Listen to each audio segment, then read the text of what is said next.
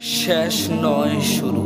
সাইফ ছিল এক স্বপ্নবাজ তরুণ। ছোট্ট একটি ঘরে জন্ম হলেও তার হৃদয়ে ছিল বিশাল আকাশ।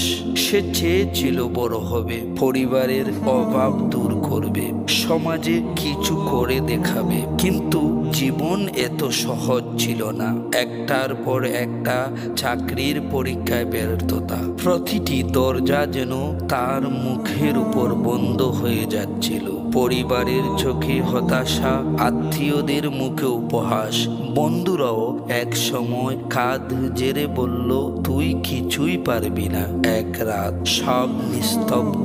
ঘরের কোণে সাইফ একা শুয়ে, চোখের পানি বালিশ ভিজিয়ে দেয়। সে কাপা কণ্ঠে ফিস ফিস করে বলে, হে আল্লাহ, আমি কি সত্যি কিছু না? আমি কি সব হেরে গেলাম? ঠিক তখনই যেন কানে ভেসে আসে কোরআনের এক আয়াত, হতাশ হয় না, আল্লাহর রহমত থেকে কেবল কাফেররাই হতাশ হয়। সেদিন রাতেই সে প্রতিজ্ঞা করেছিল আর বসে থাকবে না। সে শুরু করলো ছোট্ট এক যাত্রা।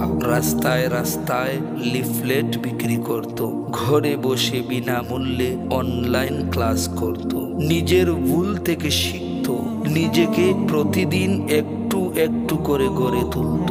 লোকেরা হেসেছিল, তাকিয়ে বলতো, এসব করে কিছু হবে। কিন্তু সাইফ থামেনি। দিনের পর দিন পরিশ্রম করে একদিন সে শুরু করলো নিজের ছোট বিজনেস। না ছিল পুঁজি, না ছিল পরিচিতি, ছিল শুধু আত্মবিশ্বাস আর আল্লাহর উপর ভরসা। সময় বদলাতে শুরু করলো, মানুষ তাকে চিনতে লাগলো, সম্মান দিতে লাগলো। যে ছেলেকে সবাই ব্যর্থ বলতো, আজ সেই সাইফ বহু তরুণকে চাকরি দিচ্ছে, স্বপ্ন দেখাতে সাহায্য করছে। তার চোখে আজ শান্তি, মুখে একটি কথা, যদি আল্লাহকে ভরসা করো তবে দেরি হতে পারে কিন্তু হার হবে না, শেষ নয়। এই ছিল সাইফের নতুন শুরু। জীবনে যত অন্ধকারই আসুক, আল্লাহর উপর ভরসা রাখো, কারণ সবচেয়ে অন্ধকার রাতের পরেই আসে আলোয় ভরা সকাল।